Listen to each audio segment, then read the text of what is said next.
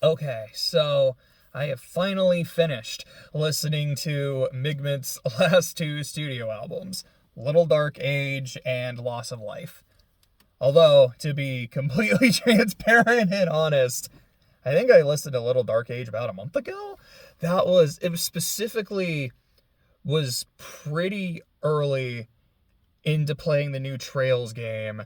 And then in between Little Dark Age and Loss of Life, I think was all of Confederacy of Dunces, all of Pride and Prejudice, and all of the Red Badge of Courage, and maybe a little bit of Fellowship of the Ring, which I've like only just started. It's been a while. And part of that was just the never getting around to like making the video about Little Dark Age, and part of it was like, well, if it's been this long already, I might as well listen to the other album, and I'll do it tomorrow. And then tomorrow came, like, well, I had some other stuff to do. I'll do it tomorrow, etc., until I never did it, until I eventually ding-dinged it. So, with all that being said, I want to talk about Little Dark Age real quick, Loss of Life real quick, and then just kind of talk about what I think of the management as a whole. And yes, I'll probably just refer to them as MGMT, the management, MGMT, as it goes throughout the video. But starting with Little Dark Age, this to me was... Sorry, I'm just actually looking at my notes. Time spent looking at my phone. Time spent looking at my notes. It's just a tongue-in-cheek critique on a shallow culture that's more concerned with appearances than authenticity. And you get it right from the first song. I didn't write down any tracks for either of these, but I just remember the first one is like, what is it called? Like, you don't work out, or the reason we didn't work out. But the only reason we didn't work out is you didn't work out enough. And it's so catchy, and it's so fun, and it is so aggressively shallow. It is the perfect tone setter for the rest of the album. And I mentioned another song a little bit ago, the Time Spent Looking at My Phone. I kind of hate that song because of how much I resonated with it. Like, I spend so much time on this thing. And like some of it is good time. Like, okay, like I'm going to actually like write, like I'm going to be creative. I'm going to be productive. This is good time. And some of it is just like, okay, like I'm just going to take a little bit of time to relax, to chill, enjoy some videos, enjoy some music, catch up with some people, blah, blah, blah. And a lot of it is just bullshit. And I feel like I've become a lot more cognizant of that. And I don't think it's not like after listening to this, I became more cognizant. It was just kind of around that time. And it really highlighted it for me. Like, it's like muscle memory, where I'll just have my phone in my hand and then just go to YouTube or Instagram. Not because I actually want to watch YouTube or anything on Instagram. I just do it from muscle memory. And then we'll scroll, and I'm like, I don't care to watch anything right now. I have other things I can do. I have better things I can do. I'm just not doing them. I need to be better about this. And sometimes I am better about it. And other times it's just more time spent looking at my phone. But what else do I want to say about it? Sorry. So that was like point number one. Point number two, I only have two. Like, these are both pretty quick. It's another album that, I don't mean that in a bad way, like it's another album that does this. It's, to me, like their signature style and vibe, because the sound of the music changes a lot. But I would say pretty much every album except Congratulations has this very hypnotic, dreamlike feel in both the vocals and the instruments. And I just really like that. Like, it almost just, I think depending on the album, it's just kind of like a nice vibe. But it very often lulls you into a false sense of security when they start talking about, like a critique of a shallow culture, or, sorry, brain stopped for a second, but like with how depressing the lyrics to a lot of the songs and Styles Unlimited are, or just kind of how heavy Loss of Life can be. And it's something I really enjoy. I wouldn't say it's quite, what's the word I wanted there? I I don't think dysphoria is quite the right word, but it's not, I have like an uncanny valley sort of thing where, oh shit, I'm sorry, my head is actually kind of starting to hurt a little bit. It's been like that for a bit, probably because all the time I've spent looking at my phone or just like staring at a TV, it's been starting to give me a headache. I think the point I was trying to make is I enjoy that dreamlike vibe, and it weirdly matches, to me, it feels like it matches those lyrics really well. It's something I enjoy. But this album as a whole, like, it had that vibe that I get from Styles Unlimited. I get, that was started with Oracular Spectacular. And I feel like lyrically, it's more in line with Styles Unlimited. It's Styles Unlimited and Congratulations. Because it's Styles Unlimited and that it's, I don't want to say not happy, because that's not quite the word I'm looking for. I think I described Styles Unlimited as feeling empty. Not because, like, they don't care, not that it's like this is just in one ear and out the other. It's that it has that feeling of emptiness. Like loneliness, emptiness, depression, that kind of thing. And this album feels similar, but it has that tongue-in-cheek vibe that I really got out of Congratulations. And also with just the beats, it kind of has a little bit of that energy as well. So overall, like, it's another album that I really enjoyed. And then ending with Loss of Life, the best way I can describe this, I think what I said in my notes is, it's a lullaby about the end. Because I've listened to it twice. And the first time I listened to it, like, I went to my room, I laid on the floor. I don't even remember what happened that day. I was like, I just kind of want some floor time. And I had also, I think part of the reason I hadn't listened to Loss of Life yet, or like I was putting it off for quite some time, is I had specifically said, I don't want to use it as background music. I don't want to like be playing Trails and listening to this album. I just kind of have that feeling that I shouldn't, that I really want to just sit. I think, no, this is what happened. I think I put on like the first song, like Loss of Life Part 2. And like within the first like 10 seconds, I was like, okay, this is going to take me like on a journey. Like this feels like something I really just want to pay full attention to. I'm going to make sure I have like let's find a time and a place where I'm quiet, I have no real obligations, I can sit, relax, and listen. And it almost put me to sleep. And not in a, wow, dude, like, this is boring, this is nothing, like, it was putting me to sleep. Like, it was so, like, it's kind of like what I was saying a little bit ago, like, despite how, like, sad it is, like, how melancholic it is, there was something really soothing about it. And it really just helped me rest. And I was in this not quite asleep, but not fully awake either mode while listening to it.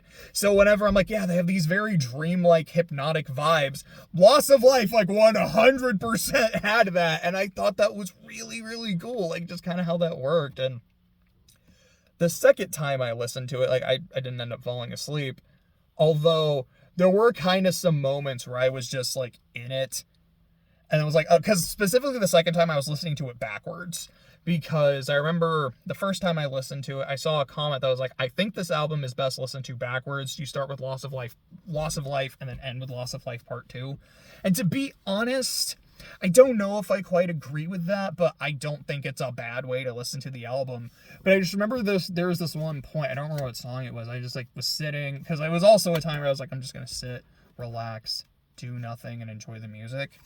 And as I'm doing that, and it just goes into the track I had just listened to, it just snapped me out of my reverie. I was like, oh, I gotta get back and be on this. But overall, I like this album a lot. Sorry, I'm just also looking at my notes. What else did I say about it? Oh, sorry. But like I was saying, it's not just a lullaby. It's a lullaby about the end, because a lot of lyrics I picked up on in my not quite awake, not quite asleep mode. It's just kind of talking about, a loss of life, like talking about the end of a life, the end of relationships, Sometimes I think the end of the world, like, that's kind of the vibe I was getting from, what was the song, Mother Nature, like, Rules of, no, that's not Rules of Nature, that's the, what's that Metal Gear game? Oh, Revengeance, that's what it was. Like, it's that song from Metal Gear Revengeance and Right. But I think it was Mother Nature, you know. Some of it kind of had that, like, end of the world vibe to it. And it was an album about how, you know, things are going to end whether we want them to or not. But not in, like, a nihilistic way. Like, you know, it's all going to end, so who cares? It's, you know, things are going to end. Like, you are going to die. You have people in your life that you're going to lose. You have people in your life that will outgrow you. You have people that you will outgrow. And there's nothing wrong with that. Because even if you die, even when you die, like when it inevitably happens, you were still here. And you still mattered.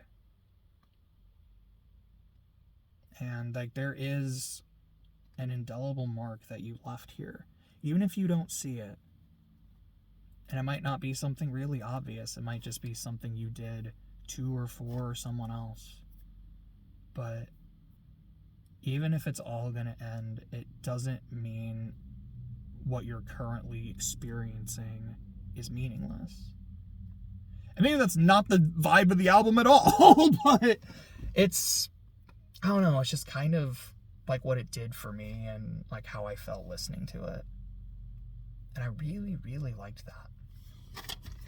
So just kind of going over my thoughts overall, like having listened to their 5 albums. Again, there's probably like some EPs and LPs. Like here's a compilation album with some unused tracks that I have not listened to. I just went with the studio albums. Like here's just kind of the basic casual fan listening to this band. That's generally how I try to do things. And just number 1, I really enjoyed their catalog. I don't think there's a bad album. I have said that, you know, I'll put a pin in that because I'll get to my album rankings here in a second. And just kind of describing them overall, dreamlike and hypnotic. That's the first thing I wrote because I feel like that was the first thing I said when talking about Oracular Spectacular. And aside from congratulations, that has been just like how every album is felt, and it's something I've really enjoyed. Their lyrics are often very tongue-in-cheek, but they're still honest. It's like when you say something half joking, you're like, I'm using humor like to mask maybe how seriously I feel about this or to kind of downplay it a bit. But I 100% mean what I'm saying. And very often what they're saying is talking about... Yeah, sorry, I had a hair on that off. Yeah, that was gross. I don't even know if I got it out. But it's like acknowledging some of the worst aspects of the human experience. Loneliness, fear, imposter syndrome, and... there's like how I phrased it, and the emptiness that often creeps into our lives. And I like that a lot. And I think what I really like about it is I don't listen to this and just like feel sad. I don't feel depressed. It's almost like I feel seen in some ways. And I appreciate that. And then, you know, like, Kids Will Never Leave My Head. Like, it doesn't, like, hit me in some of, like, those specific ways. But I'm like, I still really love this song. There it is. I think I finally got that here. Sorry, like, as I was talking there, I was like, I am talking about, like, the emptiness that creeps into our lives. Oh, no, I can feel that hair on my teeth. It's gross.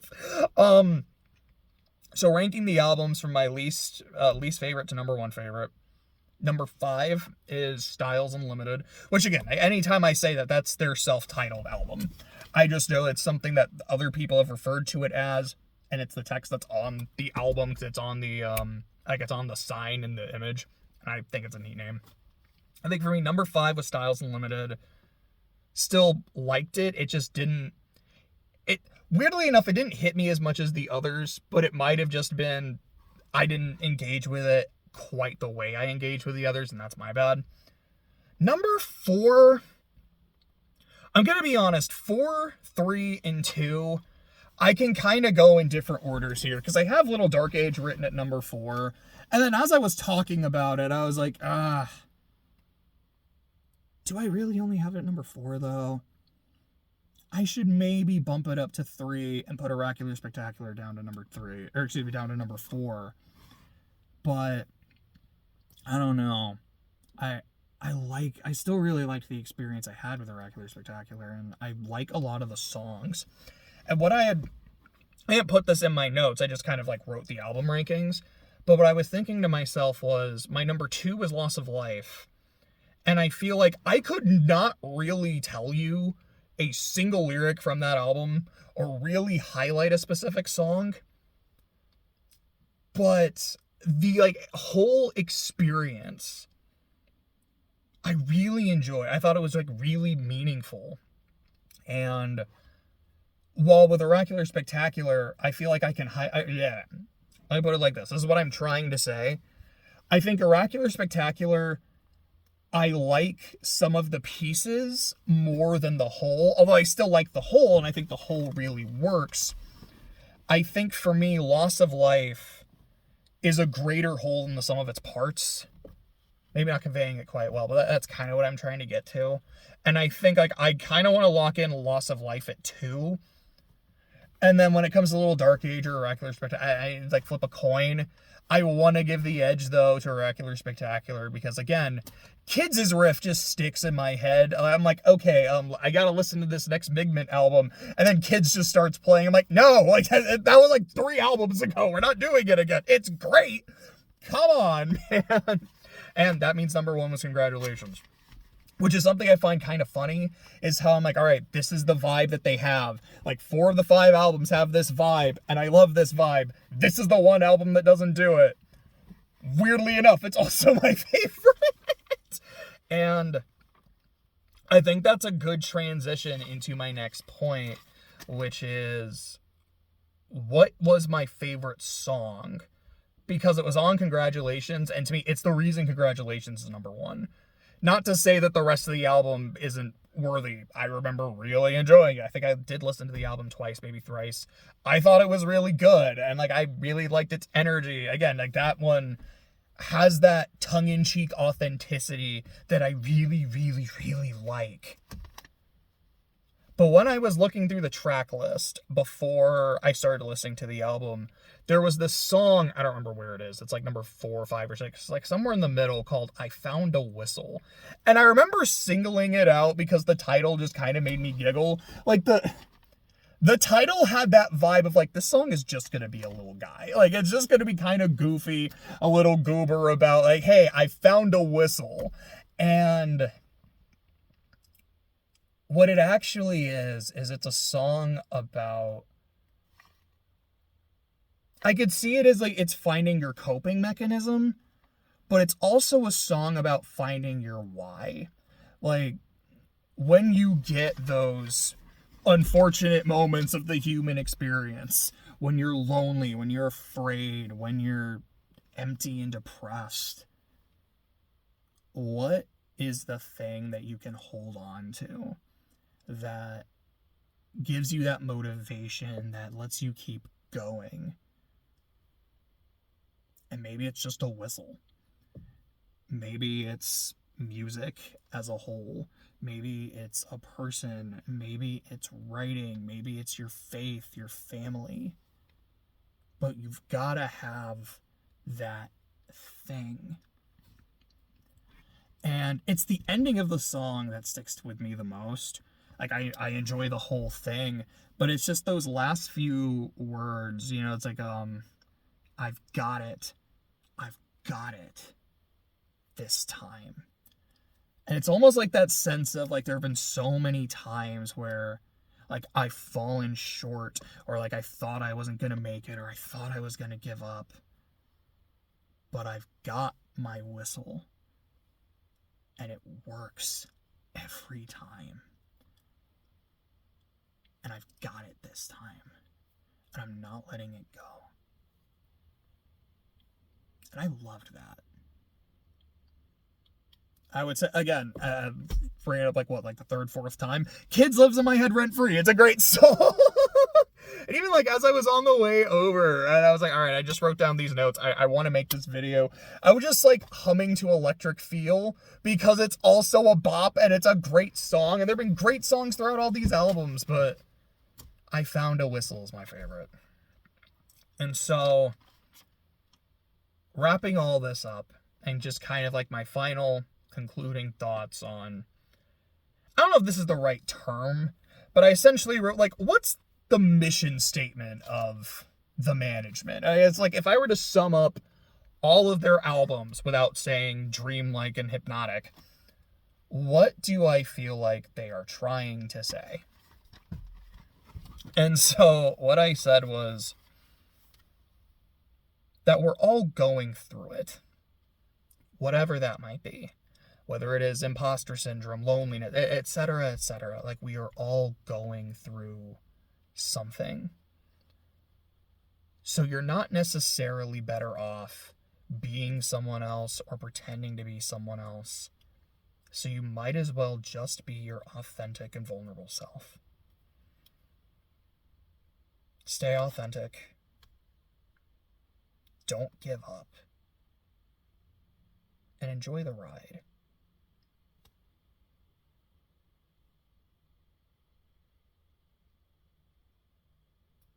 Sorry, I just wasn't sure if I had anything else to say. I probably should have just hit off after enjoy the ride, but, oops. But, that was it. I really enjoyed these albums, and I'm glad I finally finished them.